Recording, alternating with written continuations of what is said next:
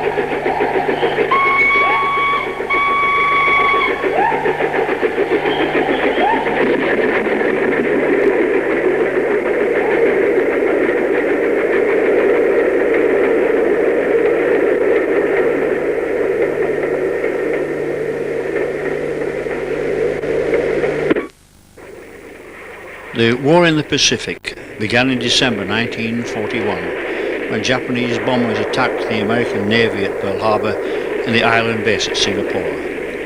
In just 8 months they went on to occupy 20 million square miles of territory, 5 times more than Nazi Germany. To the British and Australian garrison stations in Singapore and Malaya, the bombing attack on Singapore on the 8th of December was the onset of a 4-month bloody and frustrating campaign, fighting a determined and ruthless enemy, well versed and trained in the new techniques of jungle warfare. Our first contact with the Japanese was at Gorham village south of the Thai border. We took out 11 Japanese tanks and an armoured train, but heavy casualties and had to retreat. The battle for the town of Ipoh and the disaster at Slim River, when the Blackpool Regiment took very heavy casualties, was repeated time after time. Determined stands was attempted at the small town of Kluang, but without air cover the position became desperate and the evacuation to the island of Singapore was ordered. A determined and deadly attack on Singapore by the Japanese against an army worn out by almost 4 months of continuous fighting without water and ammunition ended on the 15th of February 1942 with the surrender of the garrison. My regiment was supporting the 21st Gurkha Battalion in the defence of Thompson village, but with our small party of 4 isolated from the main party and with 2 badly wounded, we were taken prisoner by a Japanese half-track vehicle with its occupants as weary as we were. A tense moment, but as the surrender was already in effect and known to us, we all survived the encounter.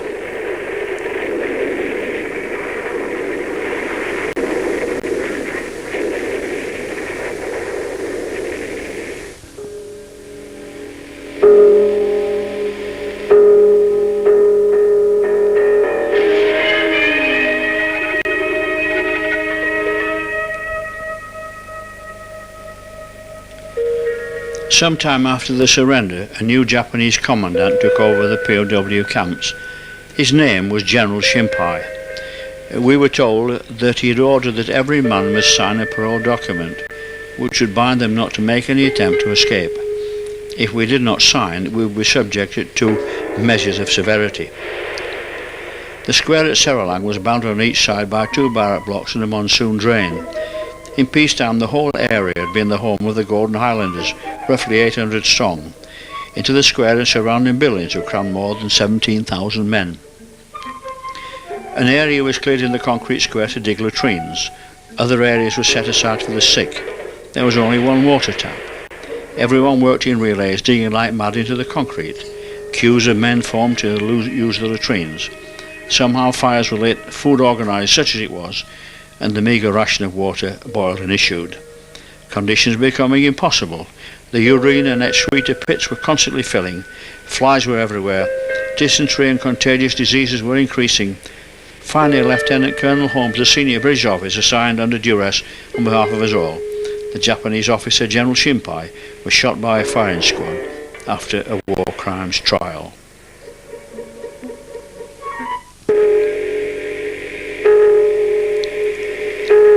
On the home front, it must have seemed disaster followed disaster. Most of the 88th Field Regiment, of which I was a member, had suffered many casualties and prisoners at the evacuation of Dunkirk. and the loss of Singapore, with so many local men being listed as missing, must have been a terrible blow to the many families in Blackpool.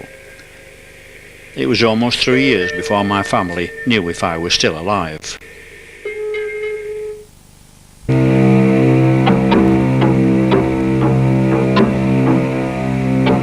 February the 15th, 1942. Singapore has fallen into the hands of the Japanese. The last bastion of the British Empire is lost. With this latest victory, Japan is to become the new master of Asia. The Imperial Army boasts its victory with a parade in front of 85,000 British and Australian prisoners.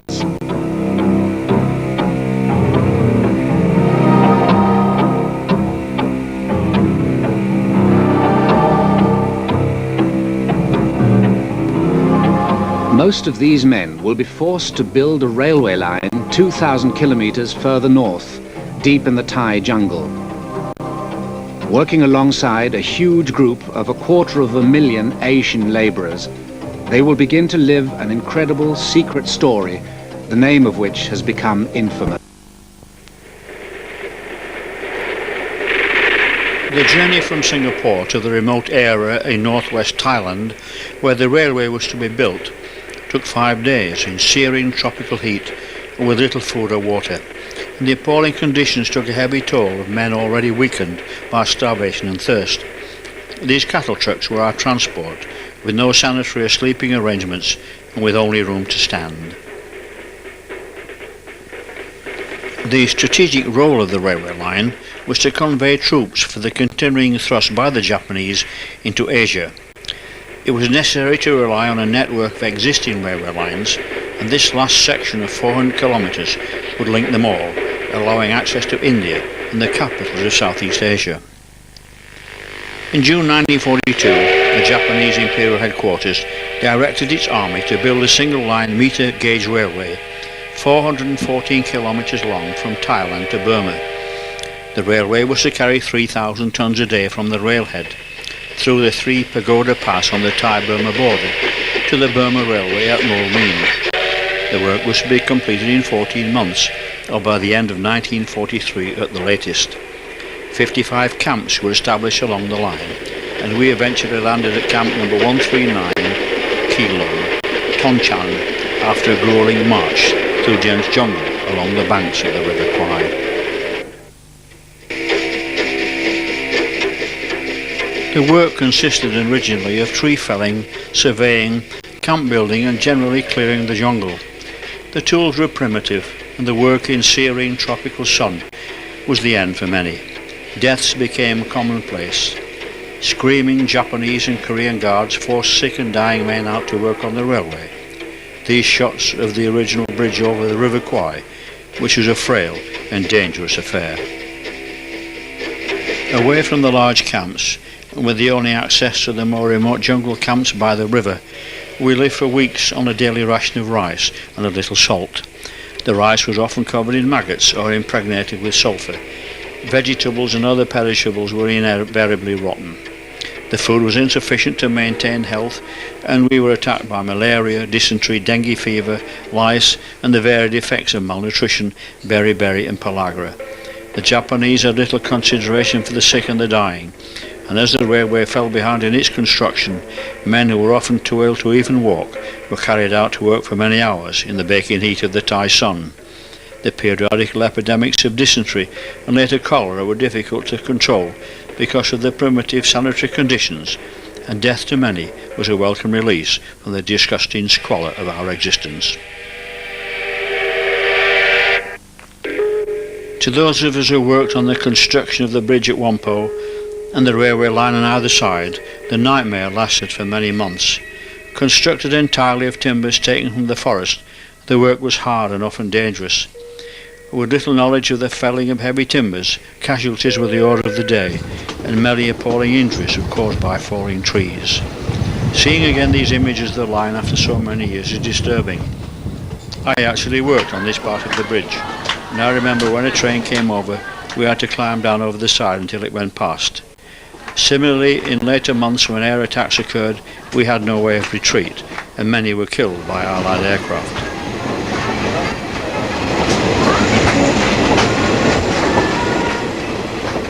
The bridge was protected by overhanging cliffs and was difficult to attack from above. RAF liberators would fly low up the river and literally throw high explosives against the timbers. Our job then was to repair the damage. We usually had a ringside seat of the action.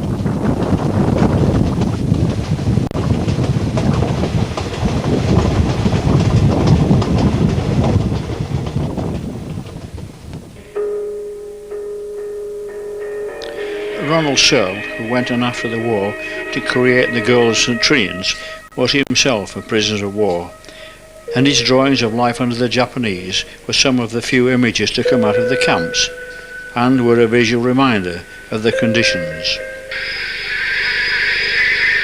The terrain through which the railway was built was thick virgin jungle, host to myriads of creeping and crawling creatures. As the food became inadequate, survival instincts came to the fore, and snakes, small lizards, and even tortoises featured in our diet. May 1943, signs are now that the Japanese are losing the war. The Americans have begun liberating the islands of the Pacific. The monsoon puts a brake on the work. Epidemics rage through the camps. With 300,000 prisoners and coolies in their charge, the Japanese command was overwhelmed by finding food and by the difficulties of administration. Months of starvation and brutality and the ever-present tropical diseases took a heavy toll among us. I suffered badly from recurring malaria, dengue fever, the effects of beriberi, swollen limbs and loss of mucous membrane of the mouth. Heavy working temperatures in the sun of 140 degrees Fahrenheit meant heavy sweating, and the absence of salt caused fainting and coma. During the monsoon, when heavy continuous rain swamped the camps, the inevitable result was a cholera outbreak, and men already weakened by lack of food and shelter fell foul of this killer disease. Cholera is an enteric disease which causes rapid dehydration of the body. Death can occur within a few hours. Cremation is the only method of disposal, and those of us who survived burnt the bodies of those who didn't.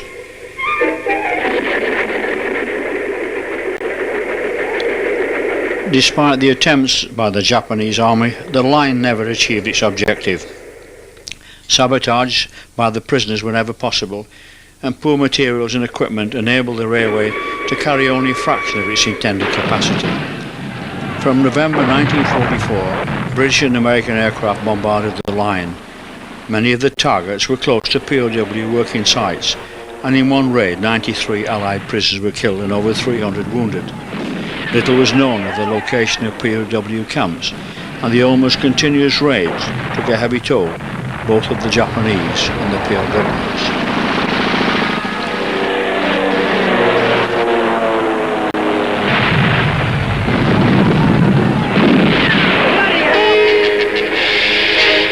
This is the Javanese Bridge over the River Kwai as I remember it, on a working party at the base camp after the railway was completed.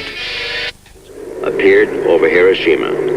At 8:15 a.m., the atomic bomb hurtled earthward.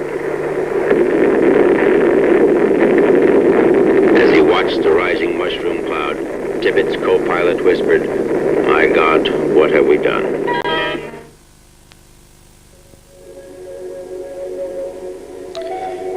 The Americans dropped the atomic bombs on Hiroshima and Nagasaki. Japan had lost the war. On the 15th of August 1945, Japan surrendered and we were free. To those of us who survived the Thai Railway, another 2 years of hard labour lay ahead in working parties in many parts of Southeast Asia. In many places we never even knew where we were. Long train rides to unknown destinations, hard work, poor food, brutality all became part of our daily lives. Of the 650 British soldiers who comprised the K Shigoto Labour Battalion, which went from Singapore to work on the railway, only 48 of us survived the journey back to the base camp at Tamawang. Of that 48, 25 were sent to Japan to work. The convoy was hit by an American submarine and all but one were lost. I was taken off the draft because of a bad attack of malaria. It probably saved my life. Of this group of the 88th Field Regiment, only a few survived. Most died on the railway. Of this group of our troop taken after our return from Dunkirk, only 2 survived. Ronnie Bartlett on the left, who was killed in action at Goran village, and Harold Fish from Blackpool died of starvation in one of the remote jungle camps.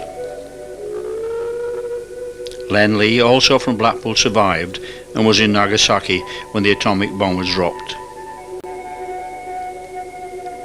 And my old mate, Doug Newton, who died on the 19th of February 1944 in Tonchan.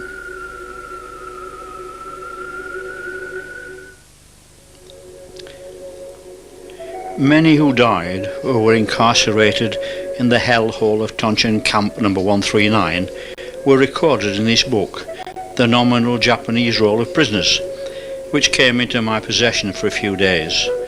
It lists many of the 88th Field Regiment, including myself, but some of the figures and numbers are a mystery.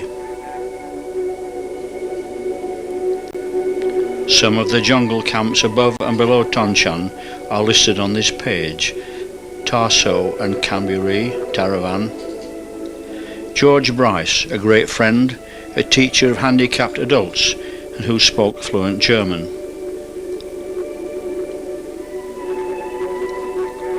My own name is listed with my army number and POW number CC Kuni 4492.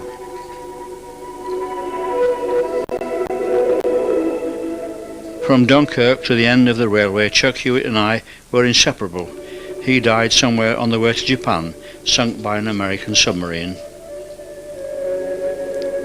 It also again records the death from disease and malnutrition of Doug Newton on the 19th of February 1944.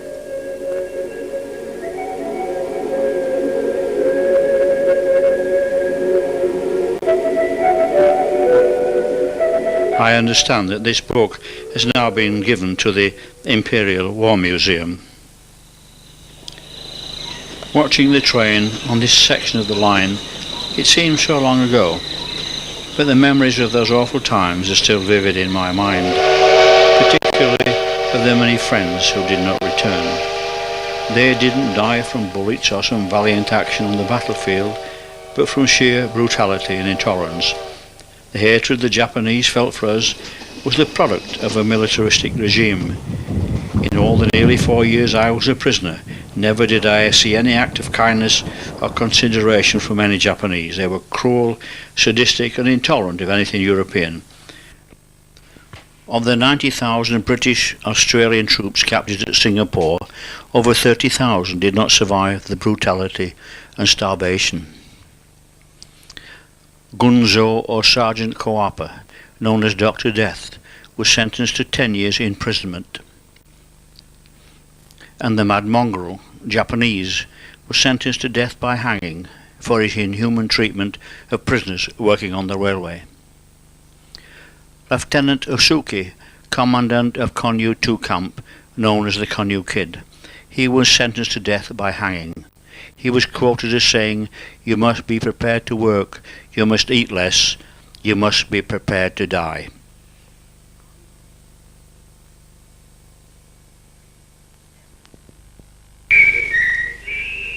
All I have left from those times is this diary, which I kept, often buried under the ground in case it was found. It contains a pre-war Blackpool bus ticket and a faded photograph of my wife. I'll read the entry for the 15th of July 1943. Truly a miserable day. Steaming jungle and pouring rain combined to make a picture of desolation and misery. The mountains are wreathed in mist and the valley is a sea of clouds. In moments like this I think of those so far away, halfway across the globe, away from death and desolation, disease and pain, to a warm fireside and homely comfort, to home. Pray God it won't be long.